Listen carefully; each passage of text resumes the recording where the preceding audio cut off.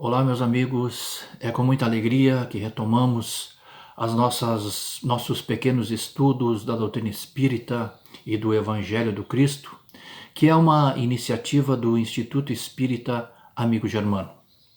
Antes de entrarmos especificamente no assunto de hoje, eu gostaria de falar um pouco sobre esperança. Esse sentimento tão necessário para todos nós nesse momento de pandemia, nesse momento de depressão, de doenças mentais e de doenças físicas. Todos nós precisamos buscar a esperança. E onde nós encontraríamos isso? Justamente no Evangelho do Cristo e na doutrina espírita. Allan Kardec dizia que o ensinamento de Jesus ele é muito ousado. A ousadia de querer mudar a humanidade, mudar seus atos e mudar seus pensamentos. Também Kardec diz assim: o objetivo principal da doutrina espírita, como o cristianismo, vem mostrar ao homem a absoluta necessidade de sua renovação interior. E isso, meus amigos, quer dizer, se nós conseguirmos entender um pouco os ensinamentos do Mestre, se nós conseguirmos aprofundar um pouco mais na doutrina espírita, abrirá-se uma esperança muito grande para todos nós. Conhecedores desses ensinamentos, abre muita esperança para todos.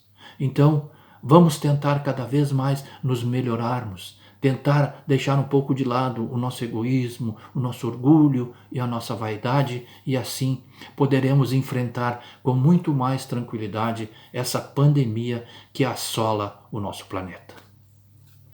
O nosso assunto de hoje, meus amigos, é extraído do livro Vinha de Luz, psicografado pelo Chico Xavier, pelo Espírito Emmanuel, que diz assim: Tu e tua casa. É o capítulo 88 do livro Vinha de Luz. E esses comentários e essas considerações de Emmanuel são tiradas de alguns capítulos, alguns versículos do Evangelho. E esse aqui é do Atos dos Apóstolos, no capítulo 16, versículo 31, que diz assim: E eles disseram: Crê no Senhor Jesus Cristo e serás salvo, tu e a tua casa. Isso ocorreu quando o apóstolo Paulo e seu amigo Silas foram presos. Eles foram presos porque eles exorcizaram alguns espíritos maldosos que estavam perturbando uma menina. Por esse motivo, eles foram encarcerados. E lá no cárcere, eles entoavam melodias divinas, eles faziam orações, preces. Quando de repente houve um grande terremoto e todas as portas daquela cadeia, daquela penitenciária se abriram. E o carcereiro que cuidava do apóstolo Paulo e de Silas ficou apavorado.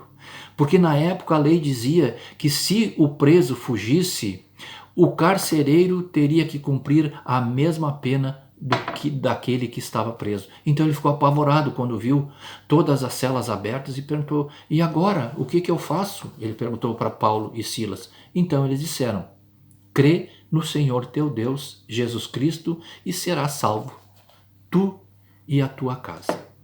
Esse capítulo 88 do Vinha de Luz, meus amigos, ele faz referência a aquelas pessoas que iniciam na doutrina espírita ou iniciam em outra doutrina e ficam muito contentes com aquele aprendizado. Né? Eles começam a entender melhor o que é o egoísmo, eles começam a entender a necessidade da caridade, a necessidade de aliviarmos um pouco o nosso orgulho, o nosso egoísmo, e isso faz um bem enorme para eles. Então eles vão à sua casa com seus familiares e comentam e dizem: olha como é bom a gente não ser egoístas. Eles tentam passar para os seus familiares aquilo que aprenderam na sua casa religiosa. Mas os familiares não dão bola para isso. Isolam ele, às vezes até zombam, e ele se sente então muito solitário. Então, Emmanuel diz assim, meus amigos: geralmente encontramos discípulos novos do Evangelho que se sentem profundamente isolados no centro doméstico, no capítulo da crença religiosa. Então eles aprendem e gostariam de passar para os seus familiares, mas os familiares não querem saber. Talvez porque ainda não seja o momento deles, né? E Emmanuel continua: afirmam-se absolutamente sós sob o ponto de vista da fé. E alguns, despercebidos do exame sério dos corações que o cercam, esse reporta-se à zombaria de que é vítima, aquele outro acusa familiares ausentes. Então ele reclama porque os familiares estão zombando dele, os familiares estão ausentes, né? Não querem saber de religião absolutamente. E ele, como nós dissemos, ele se sente muito isolado. Mas por que será que eles não compreendem quando esse familiar vem até a casa e tenta colocar para eles? Por que isso acontece? Por que essa incompreensão dos familiares? E Emmanuel comenta então, diz assim: tal incompreensão, todavia, demonstra que os princípios evangélicos lhes enfeitam a zona intelectual, sem lhes penetrarem o âmago do coração. Ou seja, ele aprendeu lá na casa espírita, né, que ele precisa se melhorar, que ele precisa fazer a reforma íntima, mas ele ainda não consegue pôr em prática.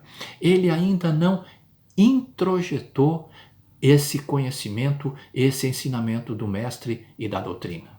Né? Porque se ele já tivesse fixado isso no seu coração, ele não daria bola para aquilo, por essa indiferença dos familiares. Ele iria superar essa dificuldade. Né? Então vejam, quantos de nós, meus amigos, já ouvimos palestras sobre perdão? Né?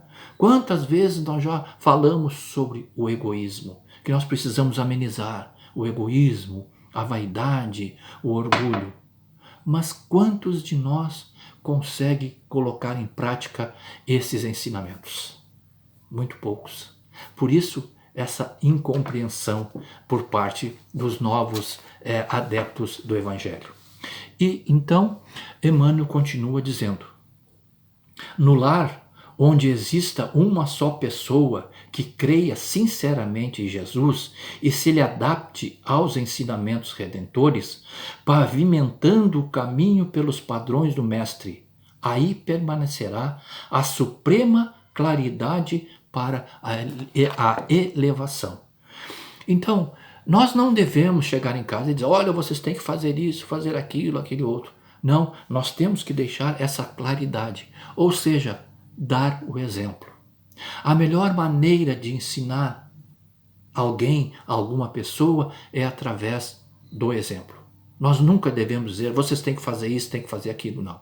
Nós temos que dar o exemplo. Aí então, essa claridade, aos poucos os familiares vão se dando conta do nosso melhoramento, da nossa paz, da nossa tranquilidade. Né? Depois ele continua: não importa que os progenitores sejam descrentes, que os irmãos se demorem endurecidos, nem interessam a ironia, a discussão áspera ou a observação ingrata. Não importa. O importante é nós fazermos a nossa parte. Né? Às vezes, conversando com algumas pessoas, elas dizem: a gente costuma orientar para fazer, por exemplo, o evangelho no lar. Então eles dizem: mas na minha casa ninguém quer fazer o evangelho no lar. Não tem problema, não tem problema. Faça sozinho, não tem problema nenhum. No momento que nós tornamos o evangelho no lar com certa frequência, aqueles espíritos irão nos visitar. Muitos espíritos irão nos visitar e deixarão ali energias positivas, deixarão luz, paz e tranquilidade. O evangelho tem que ser feito. Ele tem que ser feito. Não importa se é no cômodo, no quintal ou até no banheiro quando tem uma casa pequena, isso não importa. O importante é fazer o evangelho no lar. Tem um exemplo muito bonito no livro Há 2000 anos, quando o senador Públio Lentulus, hoje o Emmanuel, né? A esposa dele, Lívia, se converte para o cristianismo. Ela assiste uma pregação de Jesus e se apaixona pela sua pregação e ela então se converte. Só que ela chega em casa e ela é absolutamente isolada da família. Mas ela fica firme na sua convicção, ela fica firme nos ensinamentos do Mestre até o fim dos seus dias. É muito, muito bonita a história dela. Então, meus amigos, o Emmanuel continua.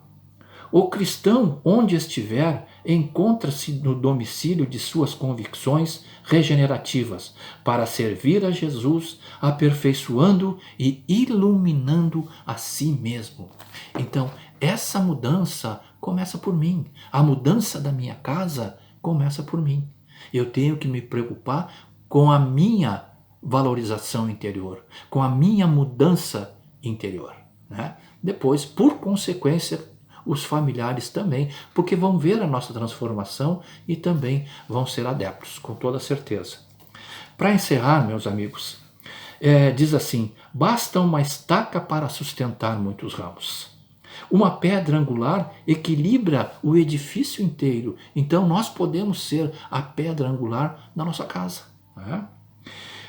Não te esqueças, pois, de que se verdadeiramente aceitas o Cristo e a Ele te afeiçoas, serás conduzido para Deus, tu e a tua casa.